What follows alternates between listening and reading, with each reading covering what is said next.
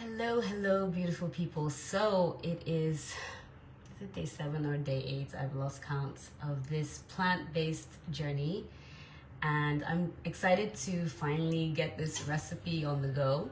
I'm taking this from Sahara Rose's Eat Feel Fresh cookbook. I highly recommend you get this book if you want to really learn about your body type and learn what is specific and unique to your nutrition, right? And I'm taking the recipe from the Thai Buddha bowl. Now, I'm not sure about copywriting, so just get your own book.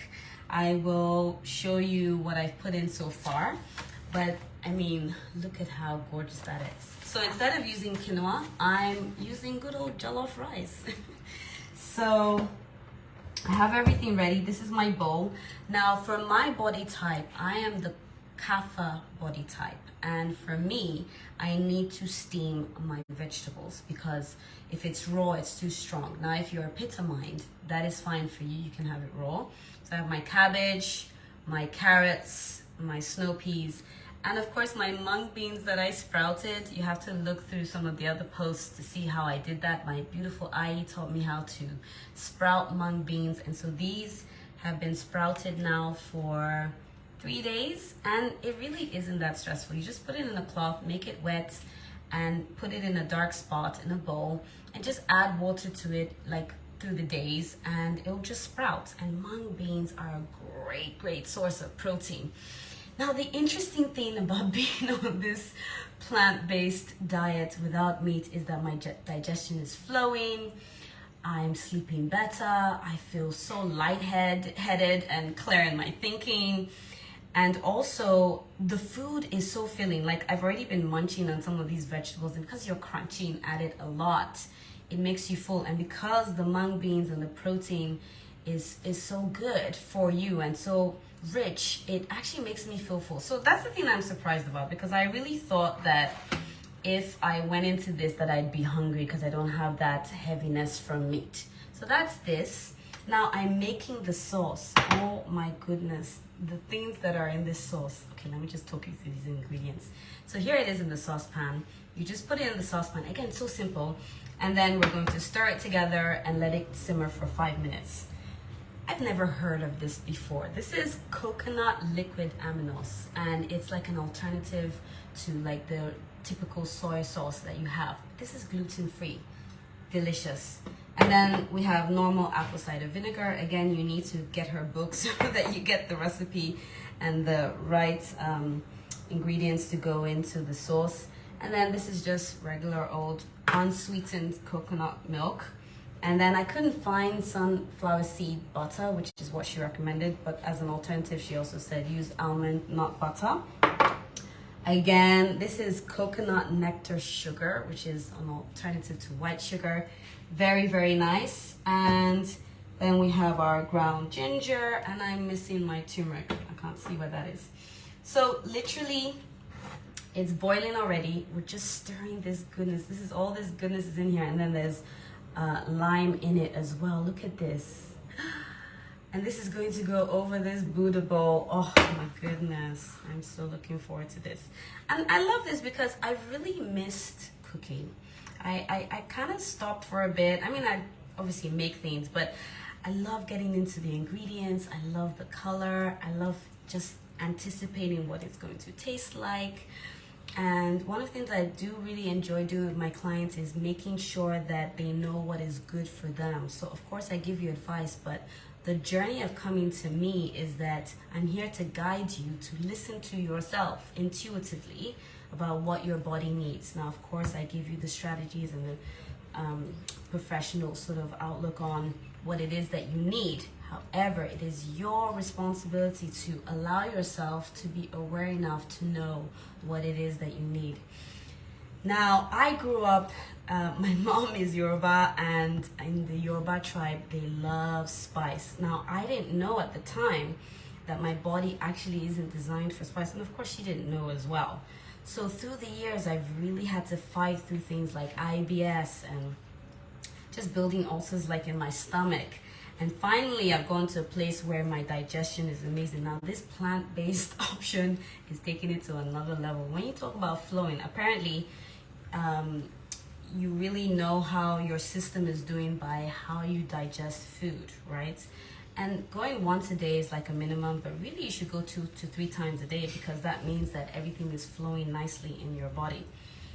And I reached a point in my life where I could go 1 to 2 times, but now it's like the food is just like literally flowing out of me. Oh my gosh, this is such, look at this, it's so rich.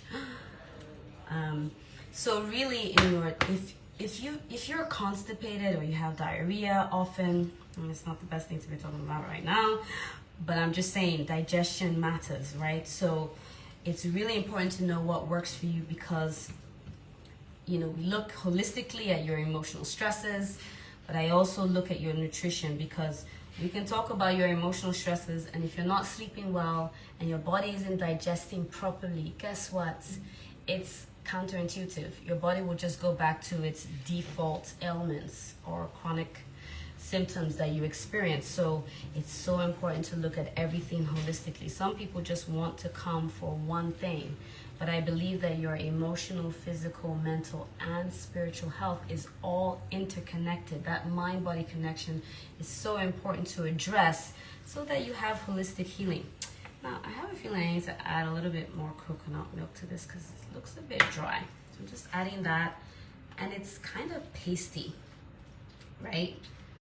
Okay, let's see. I'm excited to taste this. Let's see what it's like.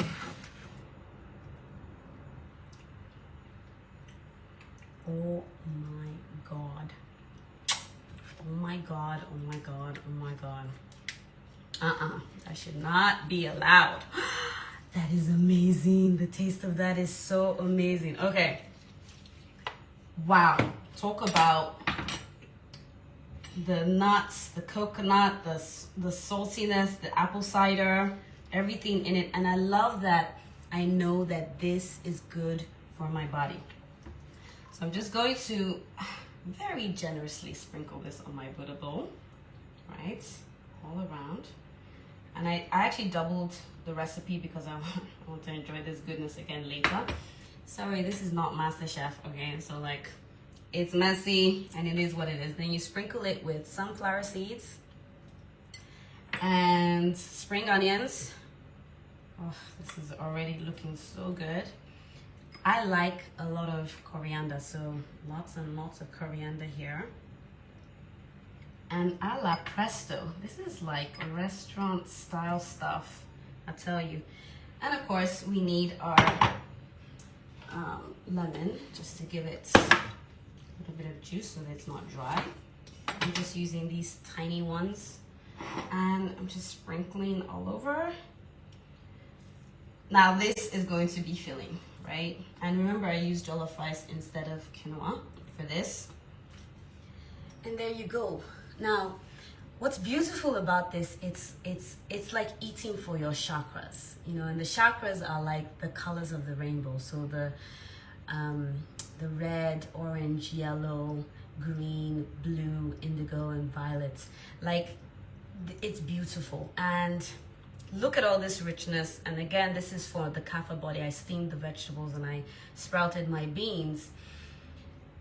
For those who are pitta, you can have it raw. And the healing that comes from this in itself, just knowing that you are giving yourself what you need in your body. I believe in gradual exposure therapy, okay?